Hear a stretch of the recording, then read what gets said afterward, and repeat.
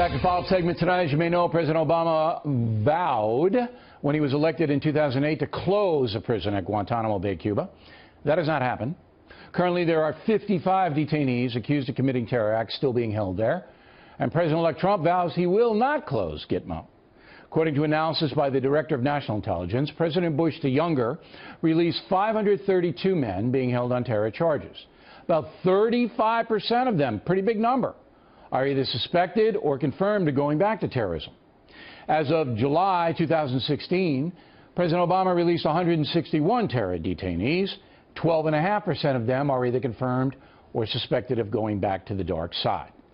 Joining us now from Philadelphia, Dr. James Mitchell, author of the book Enhanced Interrogation: Inside the Minds and Motives of Islamic Terrorists Trying to Destroy America. So the percentage under President Obama going back to terrorism, much lower than under President Bush, Doctor. Why? Well, my impression is that it's probably because of just the length of time.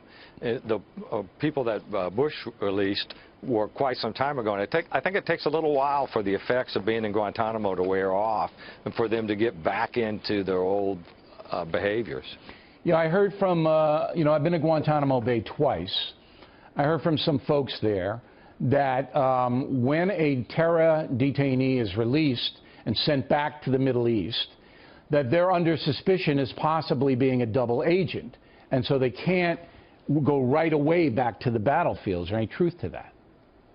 I think there probably is truth to that, because they're going to be suspicious. Because my impression is that that's probably where double agents would come from, or at least you would suspect they would come from if you were a part of a terrorist organization. You'd be very suspicious of people who are supposed to be held indefinitely who suddenly showed up again on your doorstep. Now, there are 55 left, and they're the worst of the worst, right? Right. I looked at those, and the people who are left are people like explosive experts, people who are experts in chemicals and poisons, people who are experts in surface-to-air missiles and RPGs and trained assassins and mountain and urban warfare instructors. So they really are pretty horrible people. Khalid Mohammed's still there, right? Yeah, KSM is still there.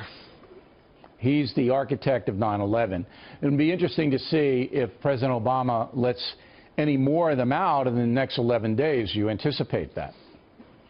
I'm hoping he doesn't do it. I think it would be a horrible mistake, especially if he does what I think I had heard them say, where they were going to return them to the countries of origin, because most of these folks are Yemeni.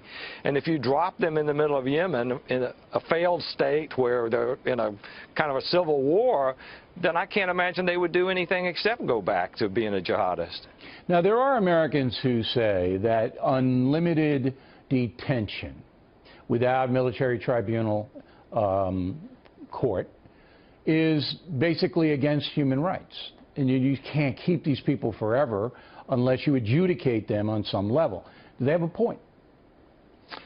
I think they have a point. I think the people who have been involved in killing Americans, especially like Khalid Sheikh Mohammed and the other folks that were associated with 9/11, should have had a military trial, and they should have already had their sentences carried out. Do you know why that didn't happen? Because I've called for that as well. I've called for those military trials. Even Bo Bergdahl, we can't get a trial going on him. Why? What's the problem? Well, I think the problem is really with the Obama administration. You know, he pled guilty to all of those crimes, including killing Daniel Pearl, and then the Obama administration set it aside. And let me tell you what that guy thinks. I spent a lot of years with KSM, and what he thinks is that's a sign from his God that what he needs to do is carry out the jihad in the court so he can pull other people to it. So instead of doing what I think President Obama thought he was doing, what he was actually doing is giving those guys hope that they would be able to recruit more people by dragging this out as long as possible. All right. Doctor, we appreciate it. Thank you. And you can hear more from Dr. Mitchell on the Contributing Factor podcast. Simply punch it up on BillO'Reilly.com.